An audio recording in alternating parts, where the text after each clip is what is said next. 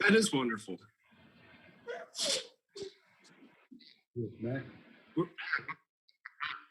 Oh, there we go.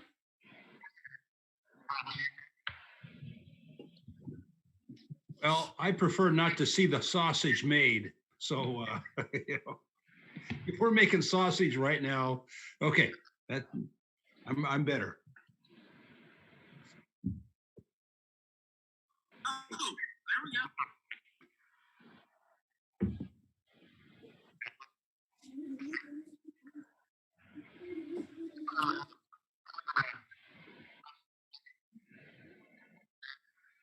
I'm seeing the Vimeo window, but it's just the auditorium class placeholder slide.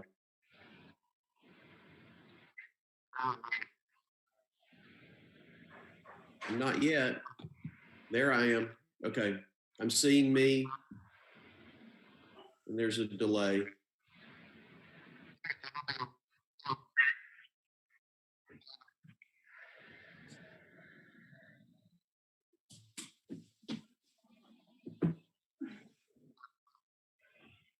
Yeah, I thought I was supposed to wait 10 seconds. Sorry.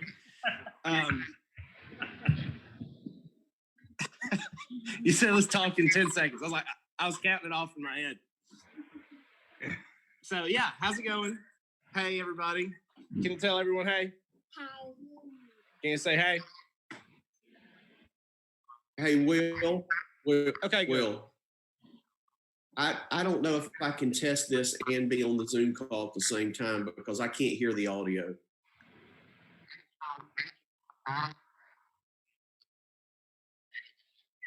Okay. I can find where that is.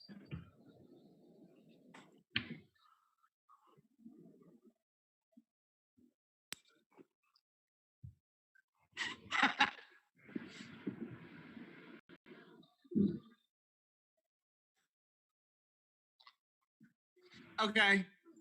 Good morning, everyone. I hope you're all having a great day. Wetumpka's wonderful this morning. Bailey's eating strawberries and a waffle.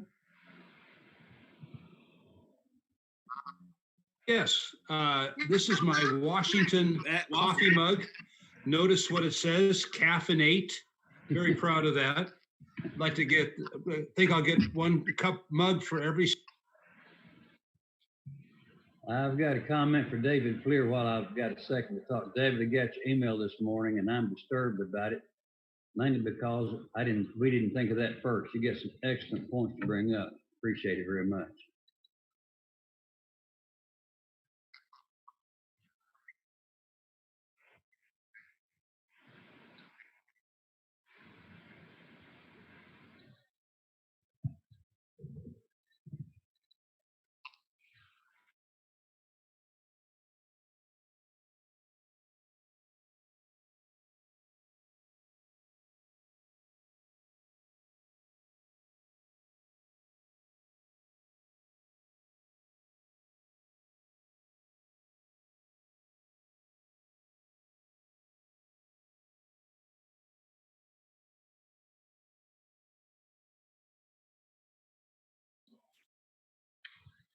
I think so, Will.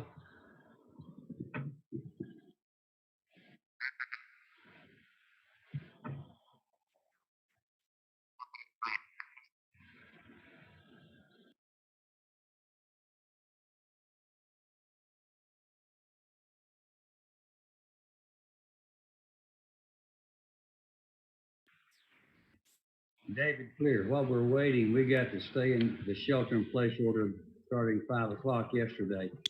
Yeah, I noticed that actually. I think all the states are on board now, aren't they? Or are there a few like Iowa and Nebraska that might be? When I looked the other day, North and South Dakota were still off of it. Yeah. Nebraska and Iowa. Yeah. The trouble is down here in Alabama, I think a lot of these Alabama rednecks are going to forget about it and try to do everything they can, regardless of what the order is, and think it's not that serious. Yeah. Seems like there's a lot of people who don't believe it's that big a deal. I hope you're wrong. Yeah. You're on mute. Yep. No. You caught me at a time when I was going to take a shower and head up there, but I thought I'd just wait for the Zoom call.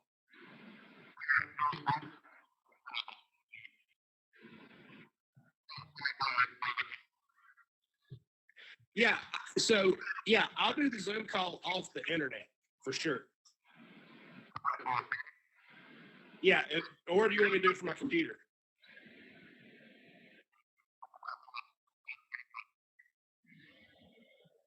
Maybe. I'll see what I can do. 10-4. Sounds good. Bye. I'm out. Bye. Bye.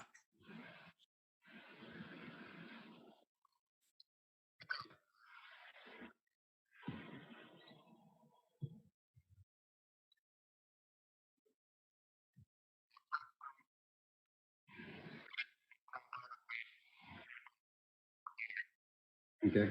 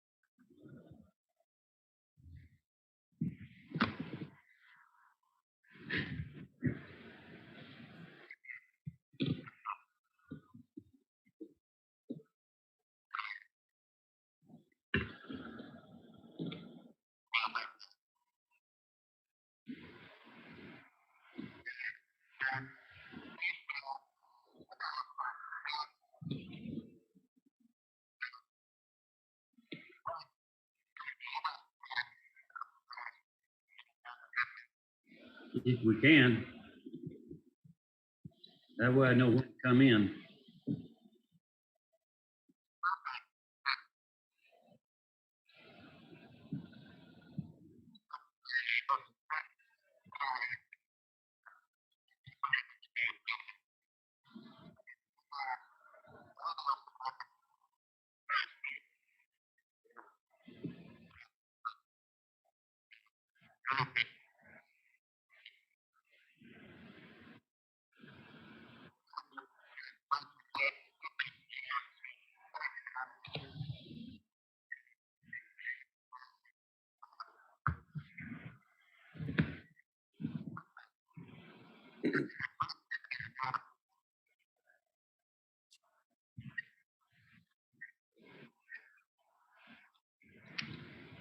Will, what number do we use to join? The one you gave us for this test?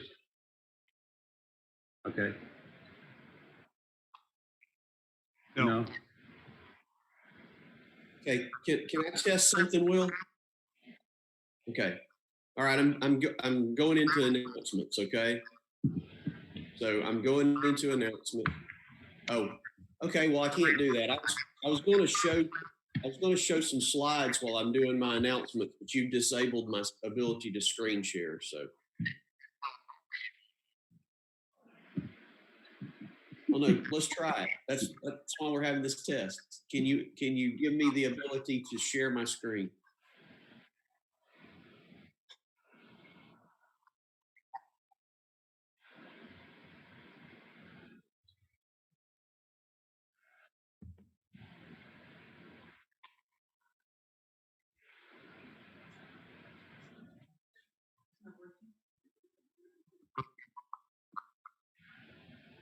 No.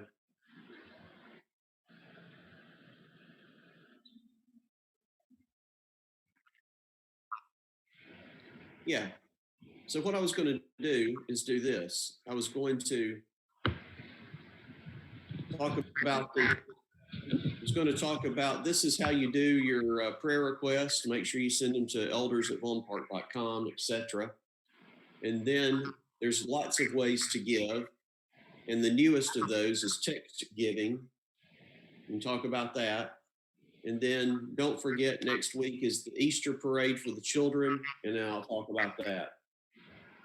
And then at that point, I would, Lord willing, if I can figure out how to, I would stop sharing my screen. Is that too much sausage?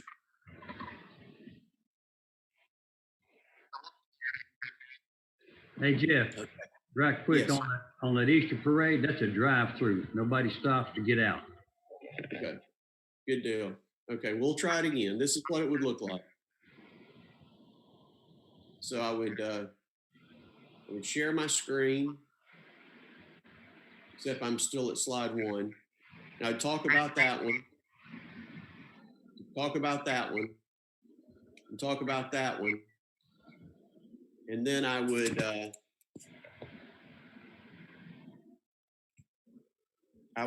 go back to here.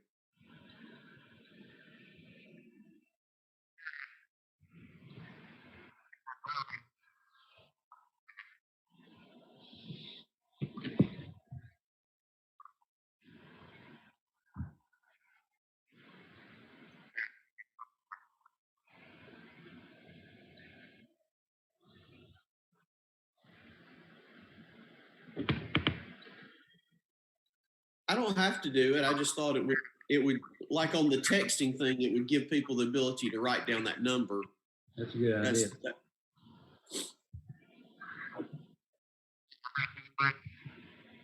yes, I'm here all day. Okay. Okay, I'm on slide 1.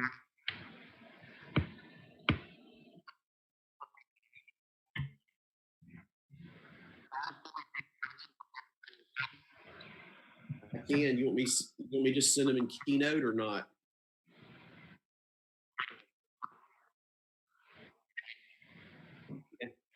Yeah, I can do that.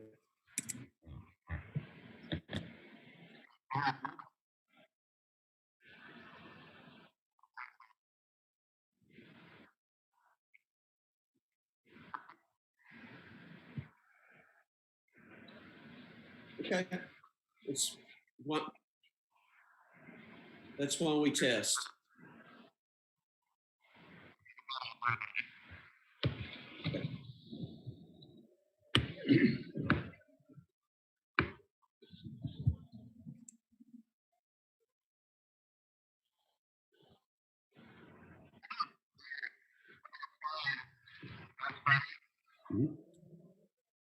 So what's the next assignment for Flair, Will?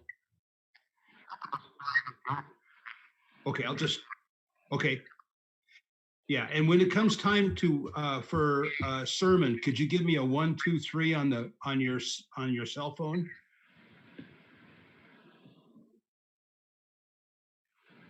Or I mean, like 1 minute to go, because I'm not always able to pick up the worship. Okay,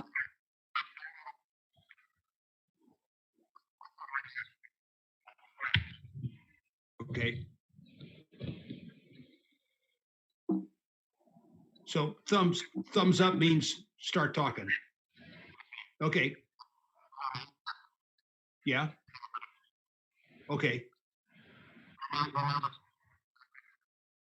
Okay. Yeah. Okay. Okay. All right. Thanks for all this work, everybody. Amen. Yes. I'll just mute it.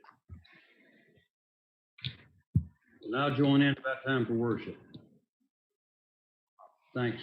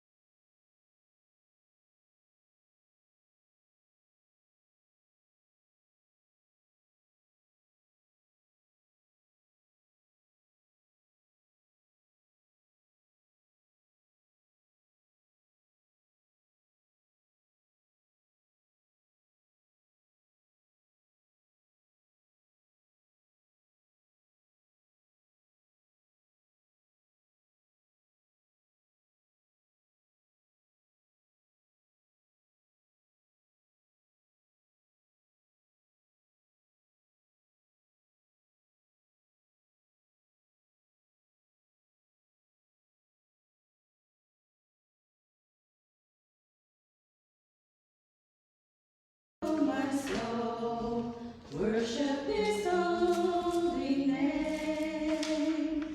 Sing like never before, oh my soul, I worship Your holy name. The sun comes up, it's a new day dawning. It's time to sing a song again. Whatever may pass and whatever lies before me, let me be singing when the evening comes. Bless the Lord, oh my soul, oh my soul. Good morning, David. Worship How are His you? holy name. Sing like never before, oh my soul, I worship Your holy name. You're rich in love and You're slow to anger. Your name is great and Your heart is kind. For all Your goodness I will keep on singing.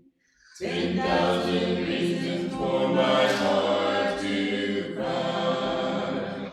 Bless the Lord, my soul. We got that one. Let's move to the next one. Are we on Houston there and first? No, we repeat the first and the second, and we skipping the first repeat. The joy of the Lord will be my strength. I will not falter, I will not faint.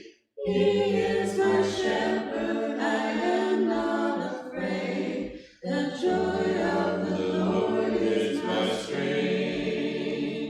The joy of the Lord, the joy of the Lord, the joy of the Lord is my strength.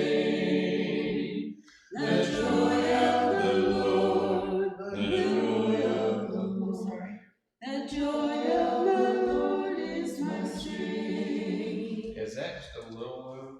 Could be. I mean, I'm The okay with joy it. of the Lord. Is that better?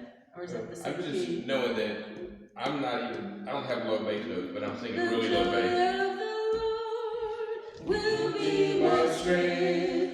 I will not falter, I will not faint. He is my shepherd, I am not afraid. The joy of the Lord is my strength. The joy of the Lord, the joy of the Lord, the joy of the Lord is my strength. The joy of the Lord, the joy of the Lord, the joy of the Lord is my strength. The joy of the Lord will be my strength. He will uphold me all of my days. I am surrounded by mercy and grace. The joy of the Lord is my strength. The joy of the Lord, the joy of the Lord, the joy of the Lord is my strength. The joy of the Lord, the joy of the Lord, the joy of the Lord is my strength. The joy of the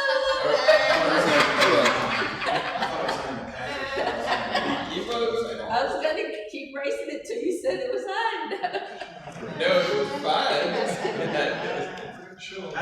It sounds good. Good. Good.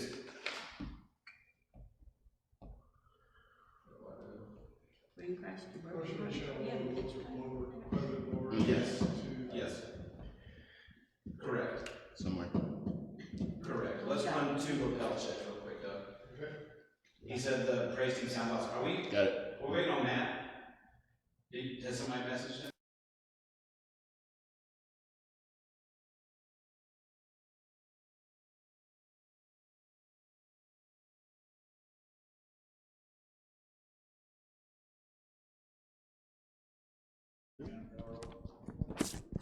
Lab 2, Let's leave it on and see. So this is lab 2 with phantom power on. Lab 2, Lab 2. Wait a minute. All right. Lab 2, test, test, test. 1, 2, 3. Studio mics are muted, right? Yes. Just Lab 2 is on. Just Lab 2. Yeah, that's great, guys, thank you. Doug. 2, 1, 2, 3, 1, 2, 3. 1, 2, 3. Is there another one? I got both of these muted. They're both muted. Okay, well, you should be hearing them. Test, He's test, not test, hearing test, test, test. Test, test, test. Test, test, test. I'm going to turn this.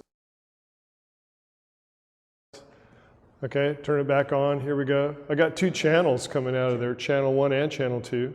Yeah, we should be Test, test, test. picking it up. Yep. I see it going out. Test, test, test. Test, test, test, test, test. Go ahead and check the other one. 1, 2, 3, 1, 2, 3. Okay.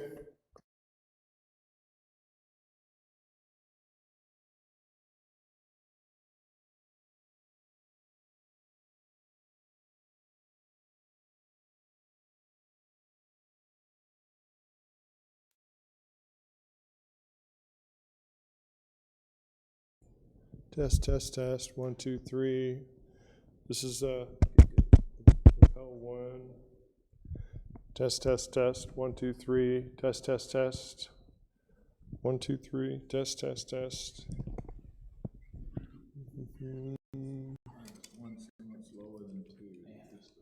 I noticed that. You want to adjust that up a little bit? Channel 1, go up a little bit right there. That looks pretty good. Well, test, test, test. 1, 2, 3. 1, 2, 3. 1, 2, 3. Looks pretty good now. Thanks. Yes, yes, yes. You got something? Mari's not. He's not talking. Pretending to talk.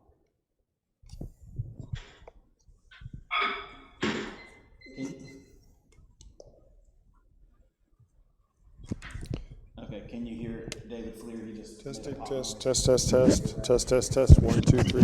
Hello, hello, hello. 1, 2, 3. Unmute you real quick, David. Okay.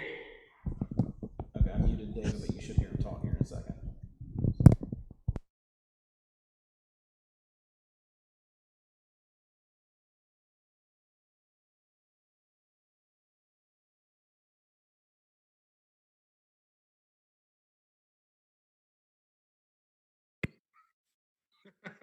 We've got 5 minutes.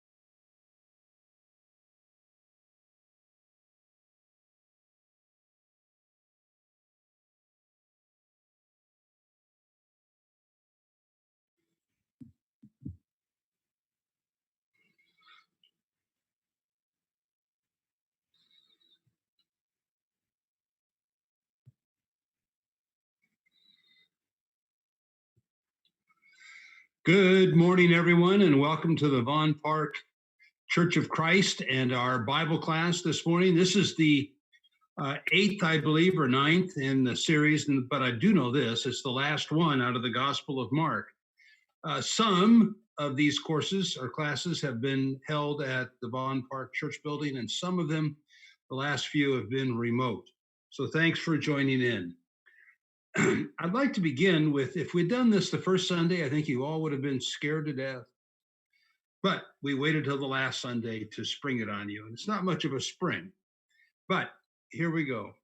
About 7 years ago, I was invited to read a book at my oldest grandson's kindergarten class. And I happily went, and I got to the class, and all the little students were gathered around in the semicircle. And the kindergarten teacher handed me a book, and I opened it up and I read it. And I was shocked at what I read, impressed by what I read. The little kindergartners were happy as they could be. Afterward, I told my grandson, his name's Levi, I said, Levi, this book that I read is exactly what Grandpa does when he preaches sermons, because this is exactly what happens in Scripture. I don't know how impressed he was when he was 5. He's gotten much older now, and I've read it to other little kindergarten classes since then with other grandchildren. But I've also taken to reading it in my undergrad courses and reading it to my grad courses, and have been bold enough on a time or two to try it in adult Sunday school classes. I'm going to try it on you this morning. The book is entitled Bats at the Library, and thanks to the good engineering of Will Collins and Pat Gregory, the pictures are going to go up on the screen as I read. But before I begin the reading, I would like to read a couple of short clips. These are reviews. I actually review children's literature in various places. And these are a handful of reviews that have come in on the book, none of which capture what I'm going to ask you to look for. Here's one review of Bats in the Library. The rhyming keeps the story moving and makes it all the more fun. Wonderful personalities of the bats and their antics through illustrations. We'll care none of that. We read. Another review. It pays homage to the pleasures found in libraries and books. That only begins to capture what we'll be noticing. The author's acrylics are a successful fusion of fantasy and reality. Well, we don't care about that either. The rhyming narrative is generally smooth, with enough humor and sophistication to propel readers along. It's not the propelling that we're interested in. And finally, images such as Little Red Riding Bat will amuse children who are familiar with the originals. Well, we won't be amused, we will be captivated. So, Pat Gregory, put up that image of the book and let's begin. Bats at the Library by Brian Lees. Another inky evening's here. The air is cool and calm and clear. We've feasted, fluttered, swooped, and soared, and yet we're a little bored. All this sameness leaves us blue and makes us ache for something new. Then word spreads quickly from afar. A window has been left ajar. Can it be true? Oh, can it be? Yes, Bat Night at the Library. The sky is lively as we race together toward our favorite place. Eager wings beat autumn air. Look, that's it. We're almost there. Then squeezed together wing to wing, we rocket through the opening. We've waited for this night all year, but this is it at last. We're here. For most old bats, This isn't new. They've got lots of things to do. They'll flutter off and lose themselves among the books lined up on shelves. Other bats, in munchy moods, will study guides to fancy foods or hang out by a lamp instead to talk about the books they've read. But little bats will have to learn the reason we must return. The ones who haven't come before have no idea what's in store. Some of them will drift away and figure out a game to play, like shaping shadows on the wall or wingtip tag around the hall. Oh, this box is loads of fun, blasting brighter than the sun. Instead of copying books from shelves, we can duplicate ourselves. Doesn't matter where you look. There's nothing like a pop-up book. Oh, the fountain water's nice and cool and makes a splendid swimming pool. Please, keep it down. You must behave. This library is not your cave. Oh, it's hard to settle down and read when life flits by at dizzy speed. But story time is just the thing to rest a play exhausted wing. And now, I want you to begin to pay close attention.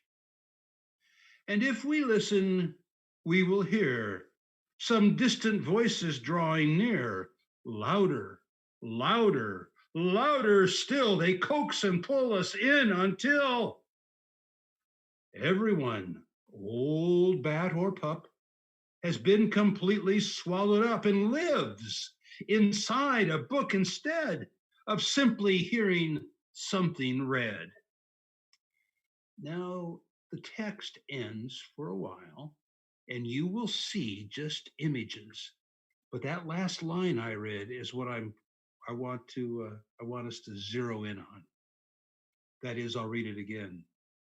Everyone, old bat or pup, has been completely swallowed up and lives inside a book instead of simply hearing something read. And now, take a look here. Look at the images. Do you see them?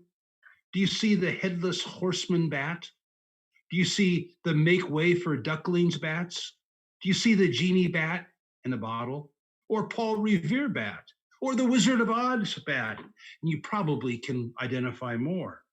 And turn the page. Oh, I see her there. There's Little Red Riding Hood bat.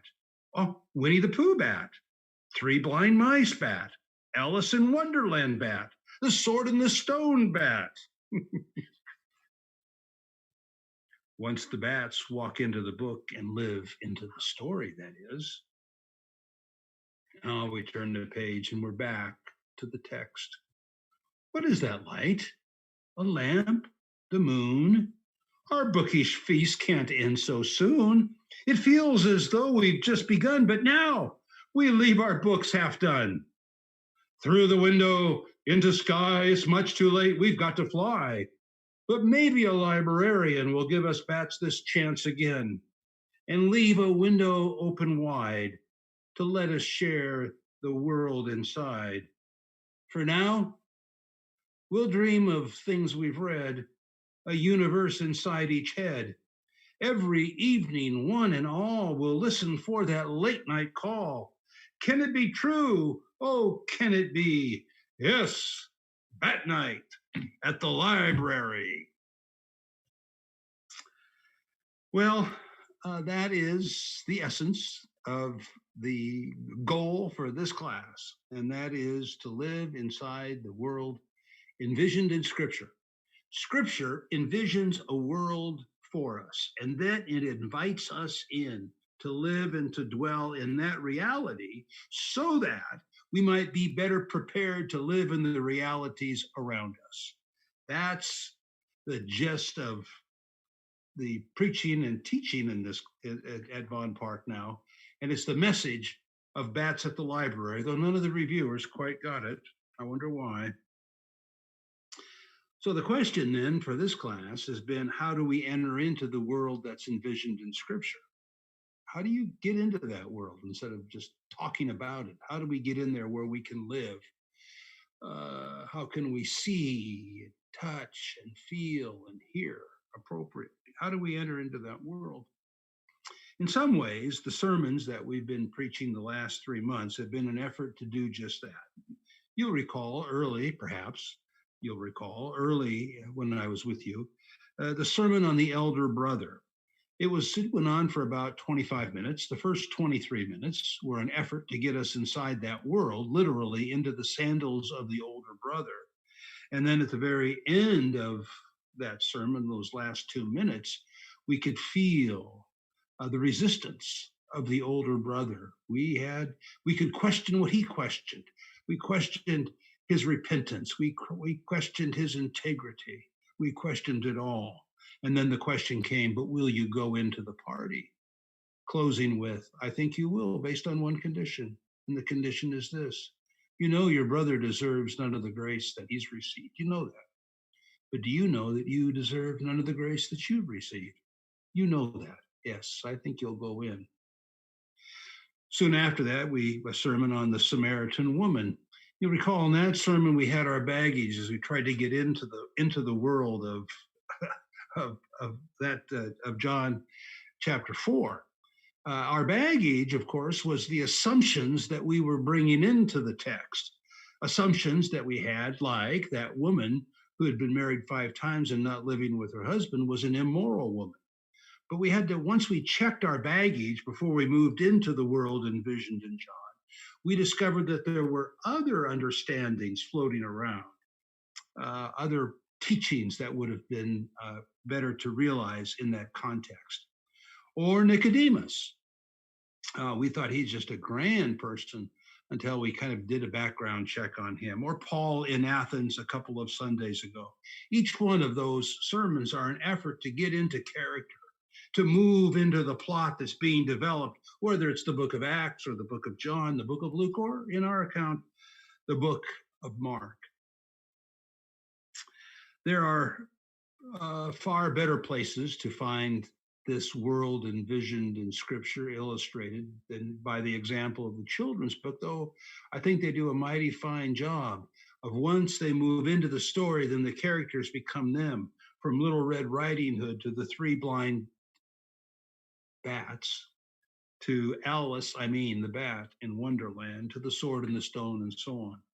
And that is, how does Mark invite us into his world? This week, I saw one of those little essays that pop up on your screen when you're reading another essay you might be interested in. And this particular essay, a little short thing, was how to be a good storyteller. And it had a list of 5 or 6 qualities that good storytellers have. And as I read through that, I thought, my, what a fine little introduction to the Gospel of Mark, though Mark has many more qualities that he uses to draw us in. And so here on our last class, I would like to spend our time looking at the kind of an overview of Mark, looking at the qualities of storytelling, of narrative that Mark uses to invite us into this world. And once we're in, then the writer can do something with us, mold us, shape us. And then we'll close the class by what we've done traditionally, and that is we'll read a significant chunk of Mark, and appropriately for the last class, we'll read the ending of Mark's gospel. So first, what do we notice? To begin with, Mark's gospel is not a user manual. It's not a letter like Paul might write to the Corinthians. It's not a constitution. That's not the genre that this is. It is quite simply and straightforwardly a narrative. It's a compilation of stories into one large story. It has multiple characters. It has a plot. And those are the things that we've been following all along. But to begin with, this is a narrative. This is a story. Probably the first and most genius way that you could invite someone in. Second, this story has high energy. We noticed at the beginning the use of Mark's word, his favorite word, and that is immediately. Immediately, immediately, immediately, immediately, immediately. I don't know how many times, dozens of times. It's immediately coming up out of the water, and immediately the Spirit impelled him, and immediately on the Sabbath, and immediately this, and immediately that. I think 10 times in the first chapter alone. This is high energy. In fact, it's such high energy that some of the translations, like the New International Version and others, don't have the patience for the repetition of that word. So they come up with synonyms for it. But in Mark, it's the same word, immediately, immediately, immediately, immediately. And then by the time you get to chapter 3, the stunning reality that every verse, practically, with one or two exceptions, begins with the word and. It's like one run-on sentence. It's going so fast. It's the train moving 75 miles an hour down the track. It's high energy. We're moving. That quality of writing draws us in. And then Mark enrolls us as participants. We are there. He makes us present for events. Some events are very private. There are 12 plus Jesus, that's 13 in a boat. 13 people in a boat, plus you and me. We're in that company there in Mark chapter 4. Or the most intimate of all the accounts in Mark's gospel, the night of his crucifixion. There are the disciples, and then there's a couple of them that go off with him to supposedly pray, watch while he prays, and they all fall asleep. We're there for that. We see it. We watch him go off by himself. We're there. Mark enrolls us as participants. We see it all, even the most private of the scenes. And then fourth, Mark's gospel is full of people. You appreciate that. I mean, oh gosh, there's all sorts of folks. There's his family members who are worried over him because he's so busy he can't eat a meal, and they come to take him away. There's the townsfolk. There's the religious leaders who have very strong opinions that they are not afraid to express, protest. And then there's people that have names, people like Jairus. I know the name of one of the blind men whom Jesus healed. His name was Bartimaeus. I know that name. We know that name. Bartimaeus, the son of Timaeus. Fifth, Mark uses some language that stand out, written in Greek, but not spoken in Greek. Then that original language is preserved on some accounts. Jesus at prayer, the Aramaic Abba, Father. Or when Jesus heals the little girl, initially sick, that's Jairus' daughter, and then she passes away. When he raises her from the dead, we hear him say, Talitha cum. That's the original language. That's what Jesus said. That's the word he said. Or another healing, Ephrathah. You feel like you're there. You hear it. You see these people. They have names. We're in the boat. It's high energy, moving. What's not to like about this story? And then something that people have protested over, and then I think folks are now coming to appreciate it, but that is what Mark employs what's called historic present. Instead of using the proper historic tense, like he went and he did and he explored and he found, Mark uses the historic present. He finds, he explores, he says, and he enters, he goes, so on. So that was history. Well, why didn't he say it that way? Because historic present tense brings you in. Not he went, he goes. Journalists employ the same kind of technique. Last night, a man robbed a bank. No, man robs bank is the headline. And then when you pay close attention to Mark, who's going so fast, Mark has 16 chapters. Matthew has 28. Mark has 16. Mark has fewer words than Matthew or Luke or John. He's condensed. And what's surprising, though, in this condensed gospel that we're reading is Mark's use of specific and concrete language. For example, in the storm at sea, Mark 4:35 and following, it's just such a little tiny story. But he has the detail, the concrete language, the specific description. Jesus, Mark says, is in the stern, asleep on the cushion. All the detail. Mark is describing. Or then in chapter 6, verse 39, he's about to do a miracle. And we're told that he had them recline by groups on the green grass. You can see that. Or then again in chapter 11, the fig tree that we worked with a couple of weeks ago. Seeing a fig tree in leaf, it had nothing but leaves. That's the language. He saw a fig tree in leaf. There was nothing but leaves. So descriptive.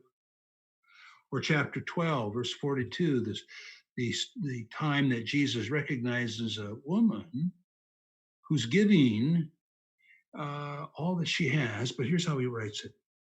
She gave 2 small copper coins, which amount to a cent. That's Mark. She gave 2 small copper coins, which amount to a cent.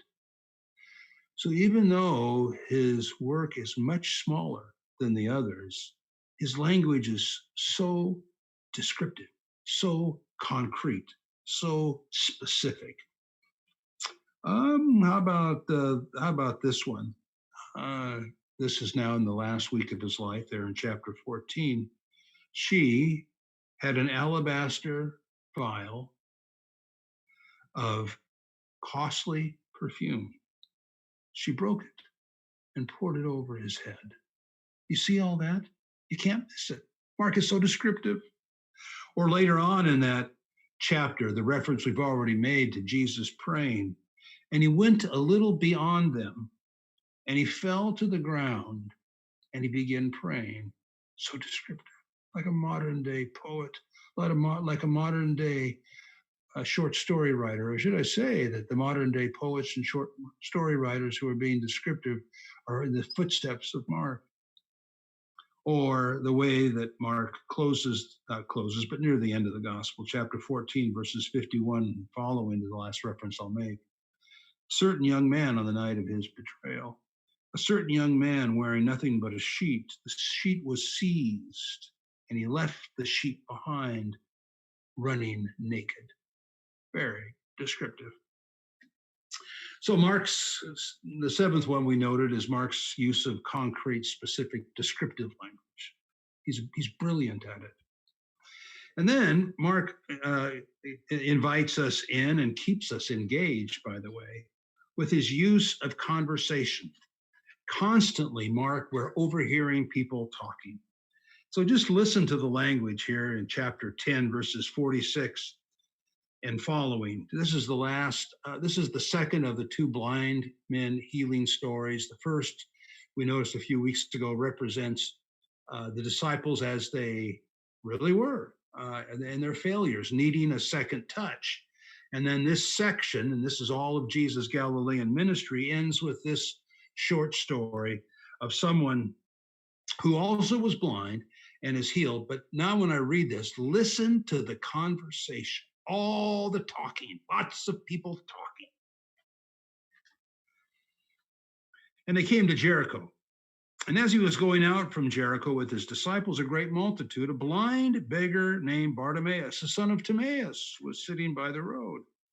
And when he heard that it was Jesus the Nazarene, he began to cry out, saying, "Jesus, son of David, have mercy on me."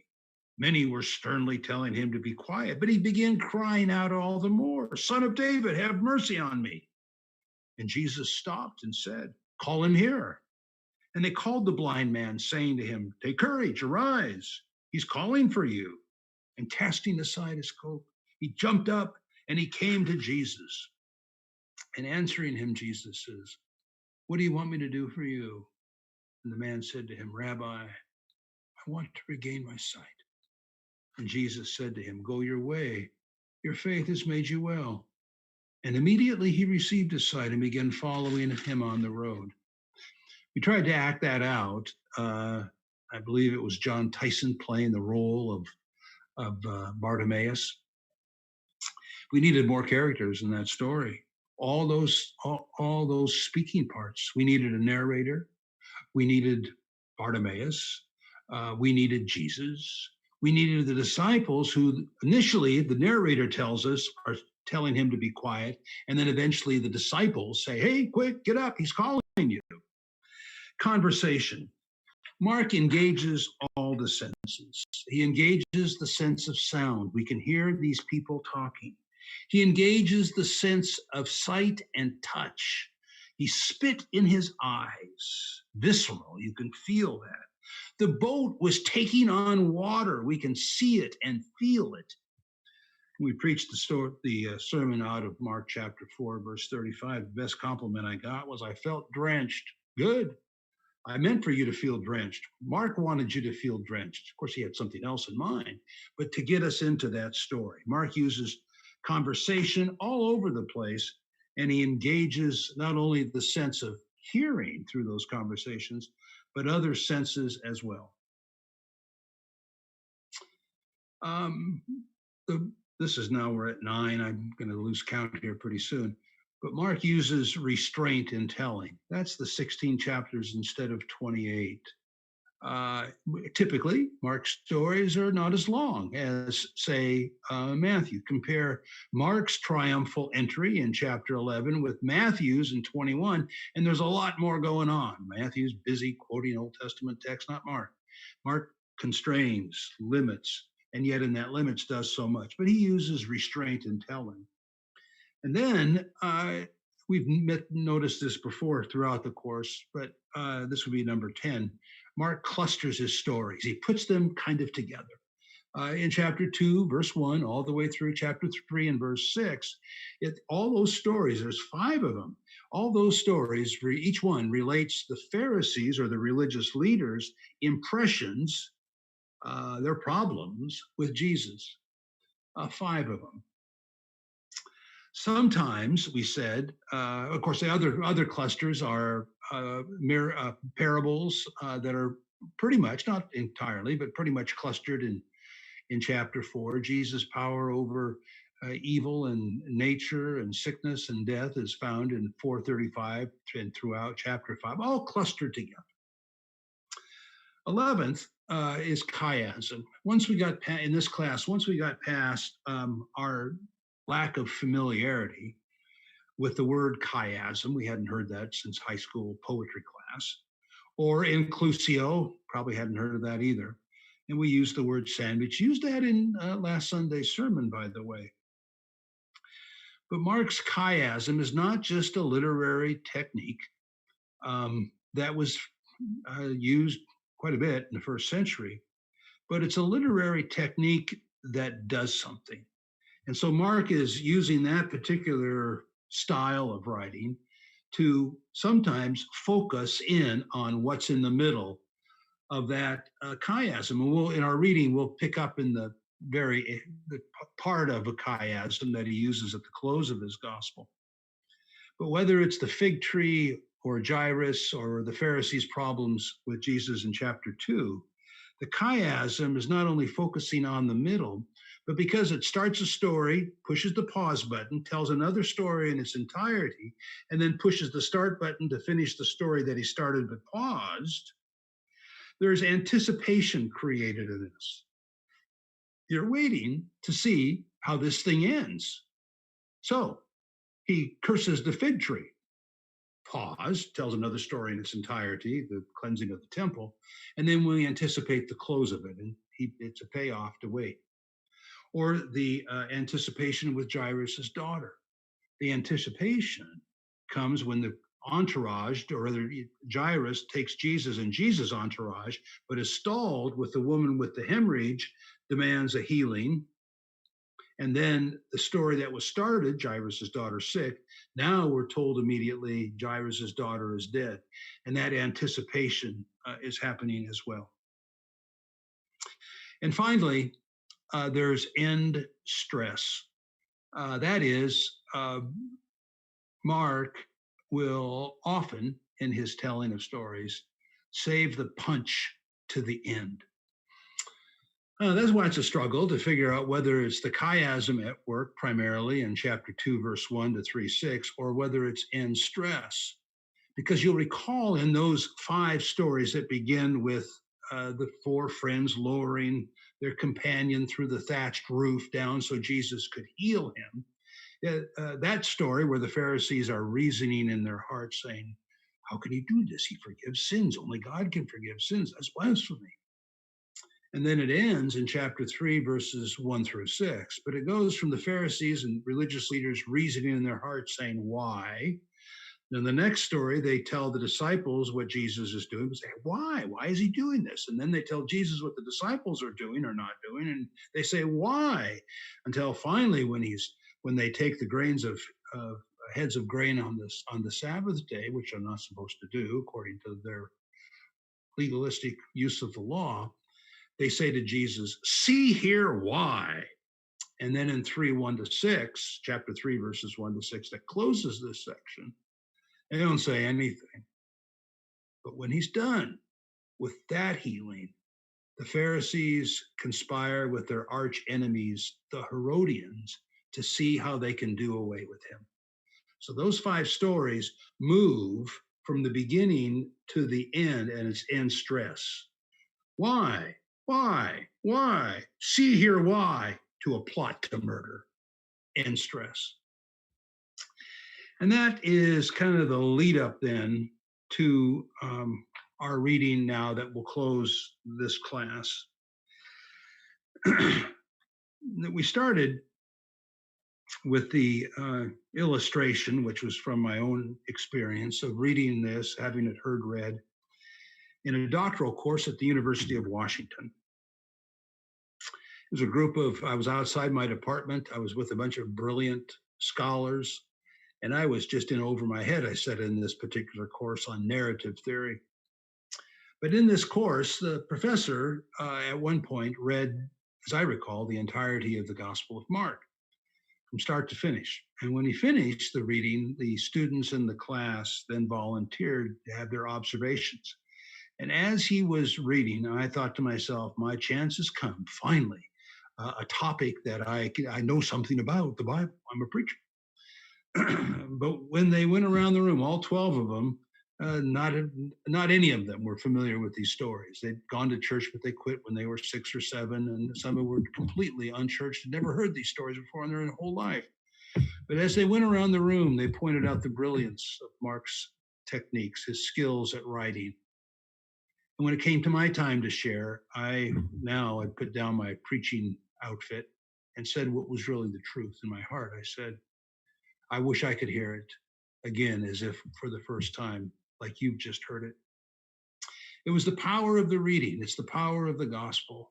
It was written initially to be read aloud. That's how they first heard it.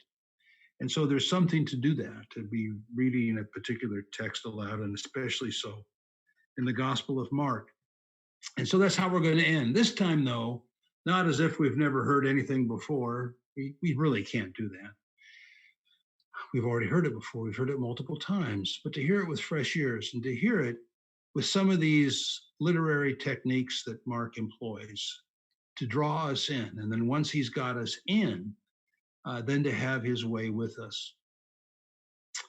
I'm going to end the reading at chapter 16 and verse 8.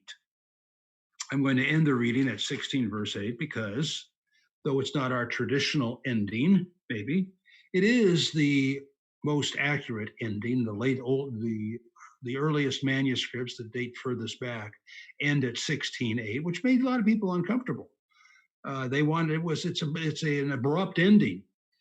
And so there's other endings that were created to stick at from Mark 16 verses 9 and following, which are not in the earliest manuscripts. So we're going to end where it originally ended, and that is at 16:8. But instead of trying to fix Mark, like some have done over time, we'll let Mark fix himself and end where he wants to end. And you'll notice this abrupt ending is going to do something to you. What it's going to do is going to end so abruptly, it's going to throw you into the front seat. It's as if we've been in the back seat driving along, and Mark's going to end so abruptly, he's going to throw us into the front seat. He's going to throw us into the driver's seat, and we've got to finish the story in our own lives. All right, let's begin here.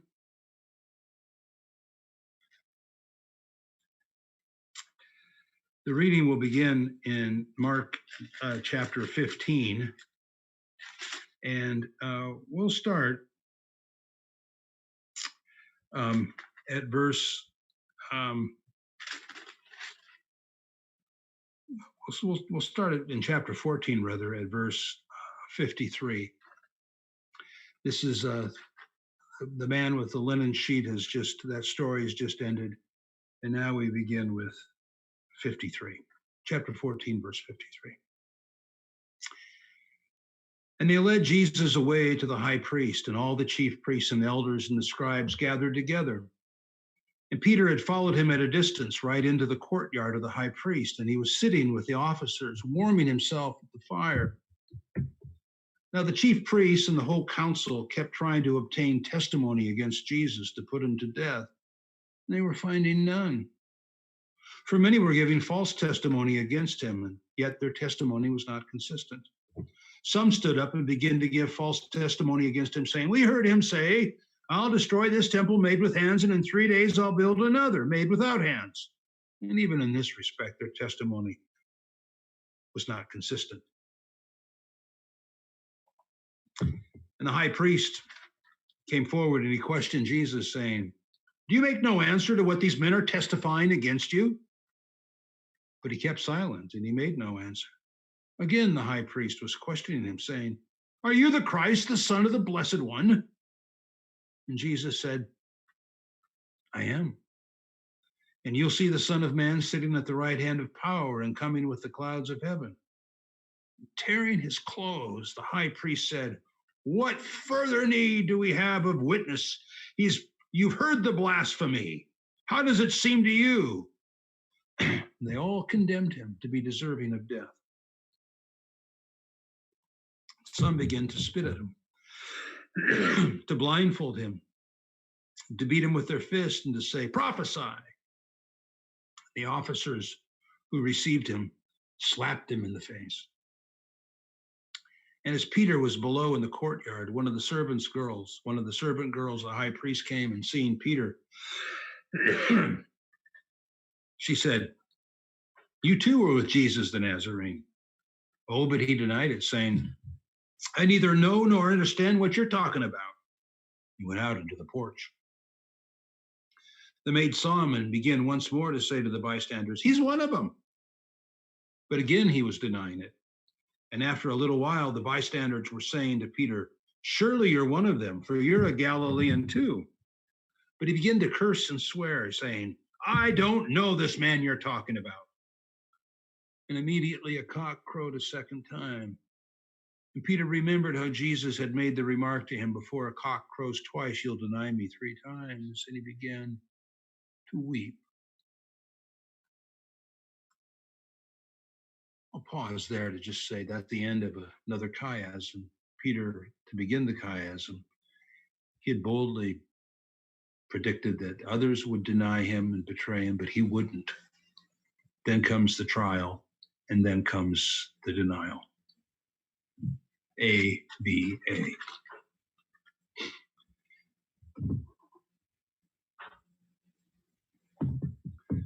And early in the morning, the chief priests and the elders and the scribes and the whole council immediately held a consultation, and binding Jesus, they led him away and delivered him up to Pilate.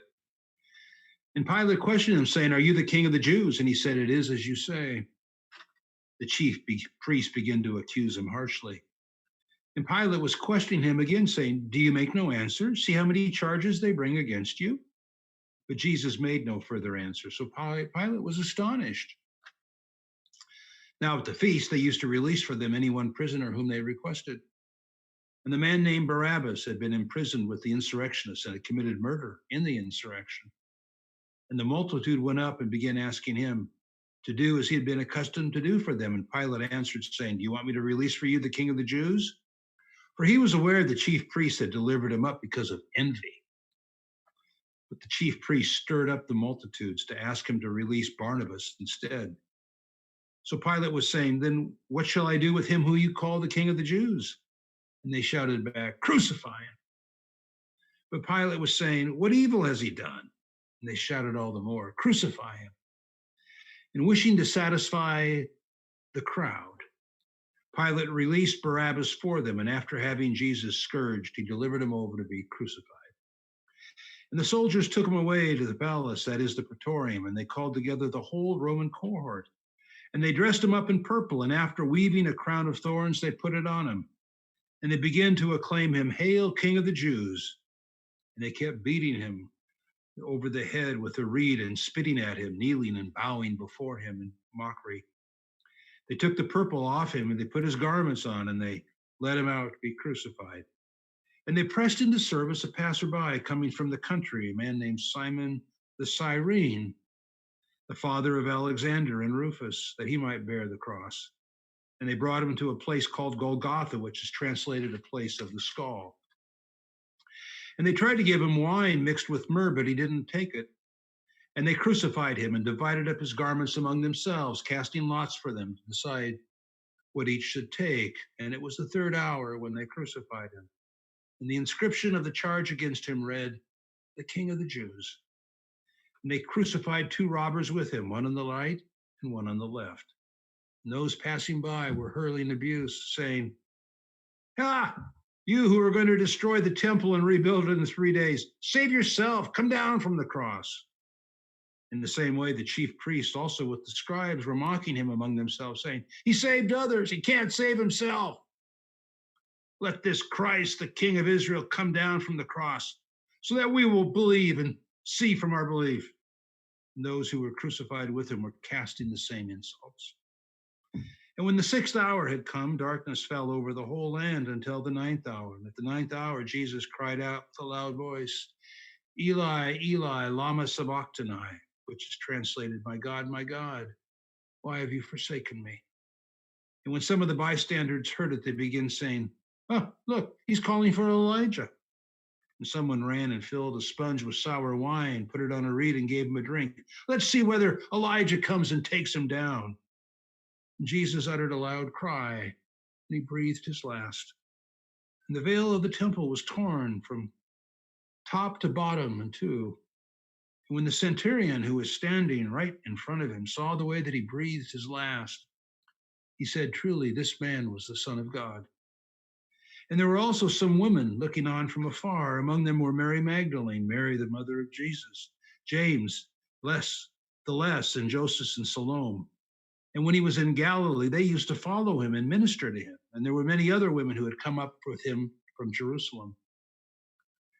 And when evening had already come, because it was the preparation day, that is, the day before the Sabbath, Joseph of Arimathea came, a prominent member of the council, who himself was waiting for the kingdom of God. And he gathered up courage, and he went in before Pilate, and he asked for the body of Jesus. And Pilate wondered if he was dead by this time, and he was summoning the centurion, and he questioned him whether he was dead. And asserting this from the centurion, he granted the body to Joseph. And Joseph bought a linen sheet and took him down and placed him in the linen sheet and laid him in a tomb which had been hewn out of the rock. And he rolled a stone against the opening of the tomb. And Mary Magdalene and Mary, the mother of Joseph, were there looking on to see where he was laid. And when the Sabbath was over, Mary Magdalene and Mary, the mother of James and Salome, bought spices that they might come and anoint him. And very early on the first day of the week, they came to the tomb when the sun had risen. And they were saying to one another, who will roll away the stone for us from the entrance to the tomb? And looking up, they saw the stone had been rolled away, though it was extremely large. And entering the tomb, they saw a young man sitting at the right, wearing a white robe, and they were amazed. And he said to them, don't be amazed. You're looking for Jesus the Nazarene, who's been crucified. He's risen. He's not here. Behold, here is the place where they laid him. But go, tell his disciples and Peter that he's going before you into Galilee, that you will see him, just as he said to you. And they went out and fled from the tomb, for trembling and astonishment had gripped them. And they said nothing to anyone, for they were afraid. And that's the ending. So abrupt. It's like the brakes have been slammed on and we've been thrown into the front seat. And where will we go from here? All those characters, from his family to the townsfolk to the religious leaders, and on, and especially the disciples, grappled with his identity. Though we're told early, but not very often, who he is. The epiphanies at his baptism, the epiphany at the Mount of Transfiguration. Sometimes it's the demons that will utter the truth. And here in our reading, it was the centurion who's standing right in front of the cross. Who is he? He is the Christ. He's the Messiah. He's the Son of God. And through his life and through his teachings, he's given us a model, a way to live. And no wonder we should be filled with joy and fear as we attempt to live this out.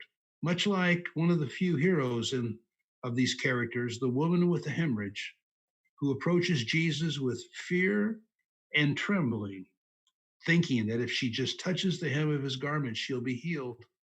And Jesus, who doesn't praise his disciples and doesn't praise the folks who've been rid of the legions of demons, and can only encourage Jairus, says to the woman, go in faith, my daughter, go in peace, my daughter. Your faith has made you well. Well, thanks for studying the Gospel of Mark these last several weeks.